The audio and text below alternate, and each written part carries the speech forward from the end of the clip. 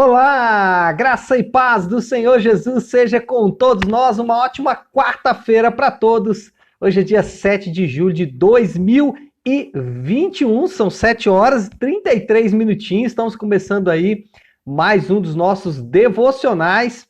Hoje, 10º dia do nosso jejum e o tema hoje ele é instigante, né? Eu não sei se vou conseguir cumprir esse objetivo aqui, mas o nosso tema hoje é esperança verdadeira. Eu tenho uma frase que eu costumo repetir aí com alguma frequência, né, quando estou pregando aqui na minha igreja com os meus amigos, que é melhor não ter esperanças do que ter esperanças falsas. É melhor não ter esperanças do que ter esperanças falsas. E eu me lembrei dessa expressão estudando aqui o texto de Oséias de hoje, né? Oséias, eu vou ler hoje também 3 capítulos, do 6 até o 8, e nesses capítulos o Senhor, ele condena a religião falsa e superficial que os judeus estavam desenvolvendo.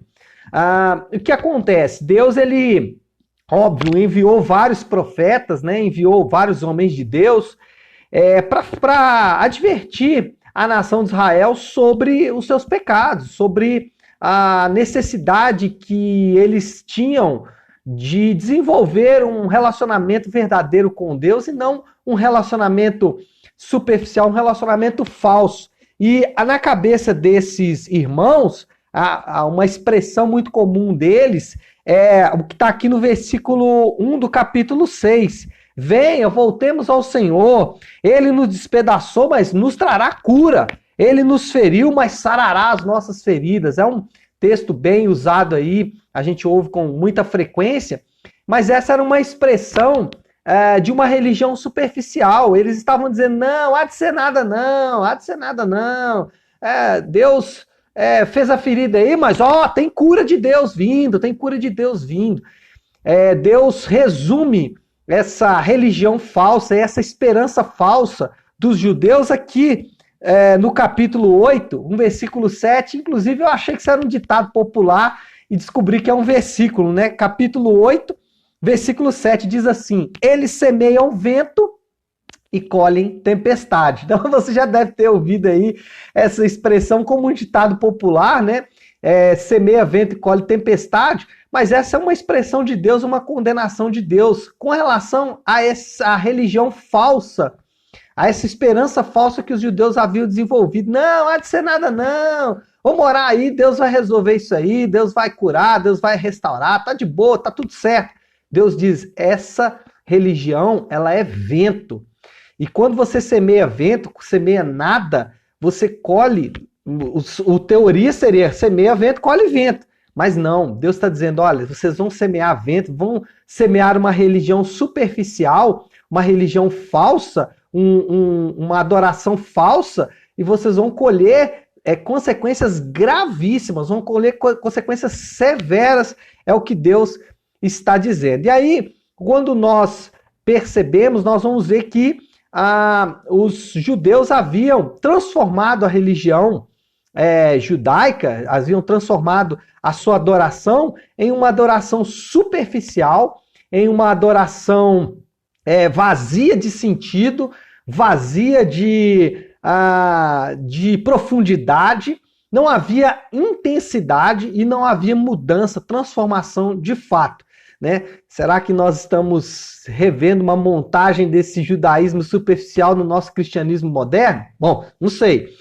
Agora, quando nós olhamos para o Novo Testamento, nós vamos perceber que Jesus ele estabeleceu para a sua igreja uma rotina religiosa, e eu não gosto muito de usar o termo religioso como se fosse pejorativo, não. Muita gente trata a palavra religião, religiosidade como algo pejorativo. Eu não acho que é tão pejorativo assim, não. Então, por isso eu vou usar, né? Jesus, ele estabeleceu, através dos seus apóstolos, através dos seus enviados, e até por ele mesmo, e eu vou citar isso aqui durante o nosso devocional, Jesus estabeleceu rotinas religiosas para a sua igreja, E essas rotinas religiosas, essas rotinas de adoração, elas têm como objetivo a formação do seu povo. Através dessas rotinas religiosas, através dessas rotinas de adoração, o seu povo é formado, a sua igreja é formada. O problema lá do judaísmo era que essas rotinas, né, religiosas, essas rotinas de adoração, elas haviam se perdido. E aí, quando nós olhamos para o cristianismo moderno e olhamos para essa religião também, para essa adoração judaica, nós percebemos que em alguma medida eles têm coisas em comum. O judaísmo da época de Oséias havia rejeitado ou tratado de forma leviana as rotinas.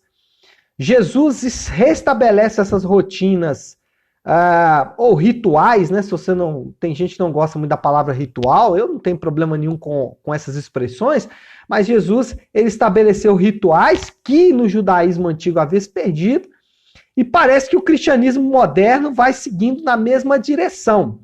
Então nós temos esse judaísmo falso, essa religião falsa dos judeus, e o cristianismo moderno com muitas coisas em comum. Porque o que faltava, aliás, nós podemos até responder uma pergunta. O que faltava na religião judaica da época de Oséias e que falta no cristianismo moderno?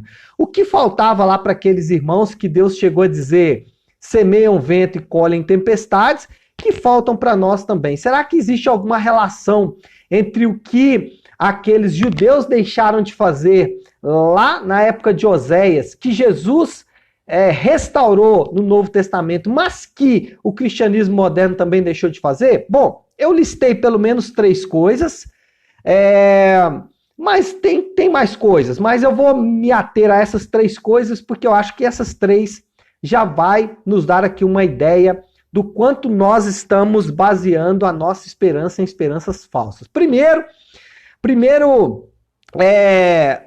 coisa que faltava na adoração na época de Oséias e que falta no cristianismo moderno: adoração coletiva no templo.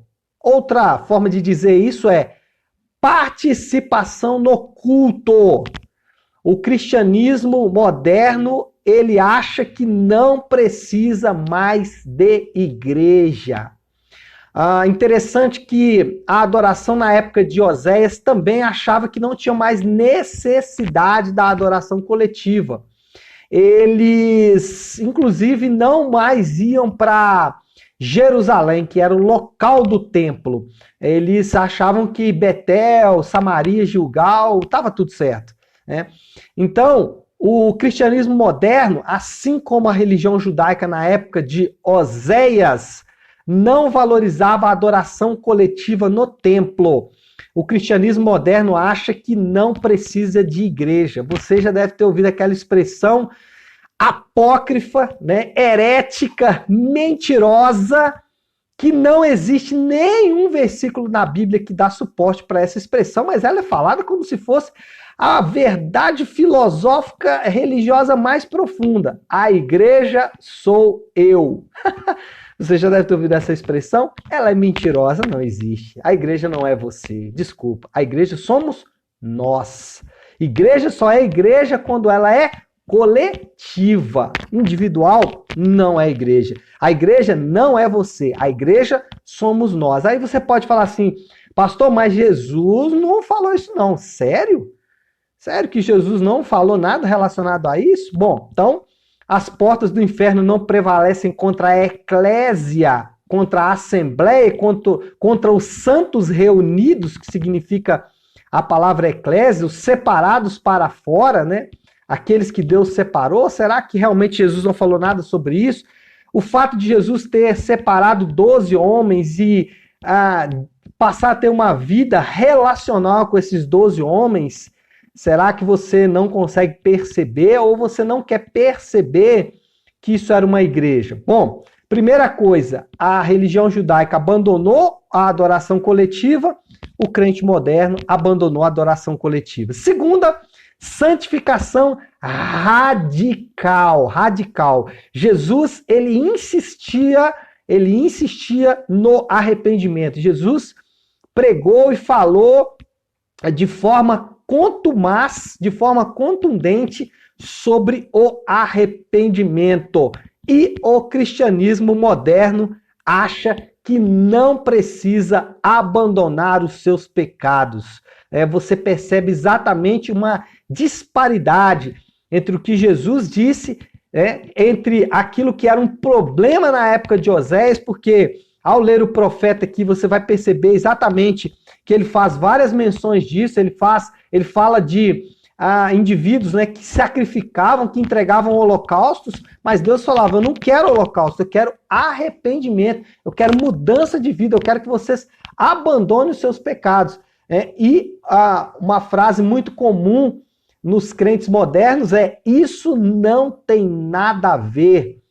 Isso aí é radicalismo do pastor, isso aí é radicalismo desse irmão, isso não tem nada a ver, Deus não está preocupado, Deus conhece o meu coração, não preciso abandonar os meus pecados. Você percebe que o cristianismo moderno é diferente do cristianismo de Jesus. O cristianismo de Jesus era um cristianismo que invocava, que desafiava os crentes ao arrependimento, a abandonar os seus pecados, que significa arrependimento, abandonar as práticas pecaminosas. E hoje, o cristianismo moderno, ele se alojou em uma graça barata, ele se apoiou em uma graça venal, em uma graça que, para parafrasear aqui o texto do profeta, não é vento, uma graça que é vento, uma graça vazia de sentido, de significado. E quem se apoia em uma graça vazia, colhe tempestades, ou quem, como disse aqui o profeta Oséias, quem semeia vento, colhe tempestade. E por último, então depois de falarmos aí da adoração coletiva que eles abandonaram, da santificação radical, o terceiro é o que o cristianismo moderno tem em comum com a religião judaica no tempo de Oséias. Vida devocional despretensiosa, vida devocional incólume, vida devocional que não muda, que não anda, que não sai do lugar, vida devocional que de fato não existe. E aí quando olhamos para Jesus, ele tinha um ritual de oração, ele administrava um hábito de oração e ele ensinou isso para a sua igreja. O cristianismo moderno não tem tempo para oração e estudo da palavra. O cristianismo moderno é redes sociais? Ok. Vida devocional? Não tenho tempo.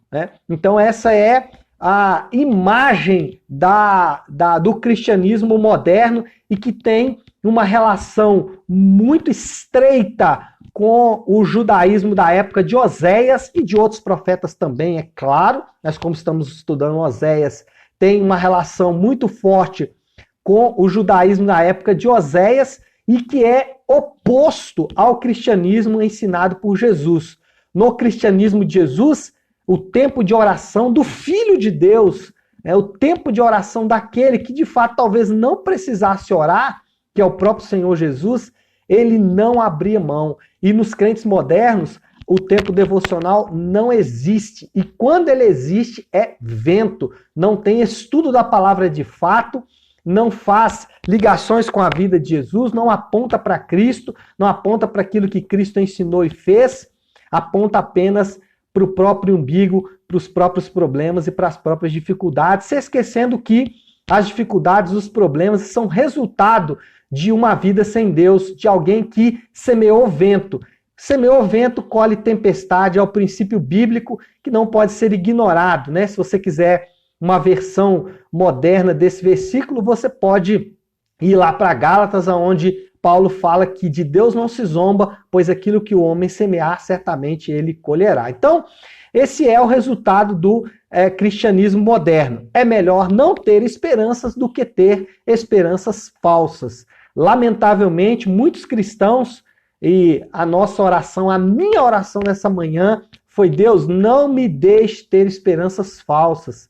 Senhor, me corrige se eu tiver de fato, tendo um cristianismo aí vento, né? Um cristianismo falso, um cristianismo superficial, que de fato não impacta, não transforma, não arrepende dos pecados, não se envolve com a igreja local, não tem tempo de oração, não tem vida devocional, um cristianismo que é apenas um arremedo, apenas uma caricatura, né? Um desenho, né? Não é algo de fato, não é algo verdadeiro, não é algo real. Então, que o Senhor nos livre disso, porque muitos estão caminhando nessa direção. É melhor não ter esperanças do que ter esperanças falsas, não é isso? Bom, com isso nós vamos terminando aqui o nosso devocional de hoje. Queria que nós tirássemos aqui um tempo de oração, no sentido de tudo que nós falamos aqui, pedindo para que o Senhor aqueça o nosso coração aí nessa quarta-feira fria, com uma vida com Ele de fato. Vamos orar? Se você puder então aí agora, pare um instante aquilo que você está fazendo e vamos juntos buscar a Deus em oração. Senhor nosso Deus, Pai de graça, Deus de amor e misericórdia. Senhor, nós temos o privilégio de chamá-lo de Pai, de nos dirigirmos ao Senhor nesses termos como um Pai. Senhor, quando falamos que o Senhor é o nosso Pai, nós inferimos aqui, Senhor Deus, várias coisas, mas dentro, Pai, daquilo que nós estudamos hoje, nós podemos dizer que o Senhor é o nosso Pai porque pertencemos à sua família, somos o teu povo, somos a tua igreja, o teu povo reunido, os teus filhos. Também, Senhor, quando chamamos de Pai, nós estamos dizendo que o Senhor pode nos corrigir, que o Senhor pode tirar ou nos mostrar, ou que nós devemos abandonar práticas que não agradam ao Senhor como nosso Pai. E também isso envolve relacionamento que nós conseguimos através de tempo de oração, de tempo de busca da tua face, tempo de busca da tua presença. E é isso que nós estamos fazendo aqui nessa manhã, buscando ao Senhor, buscando a sua face, buscando ao Senhor em oração. Pai, que o Senhor nos livre, Senhor, de ter esperanças falsas. O Senhor nos livre, Pai, de confiarmos em um Deus que não é um Deus de fato, e confiar em um Deus que foi criado à nossa própria imagem, um Deus que nós criamos no nosso coração, uma religião e um ritual que nós criamos em nosso coração, mas que de fato não tem nada a ver com aquilo que o Senhor nos ensinou na sua palavra e na sua vida quando esteve na terra. Ajuda-nos a olhar para a tua vida, Senhor Deus, e imitar os teus atos, as tuas práticas, habitar nos teus átrios, né, em todo o tempo, é o que nós queremos. Nos livra, Senhor Deus, de semear vento com a nossa religião, com a nossa adoração, que a nossa adoração não seja só vento, mas seja sim, de fato, Pai, uma adoração verdadeira, produzida a partir de um coração convertido, de um coração transformado.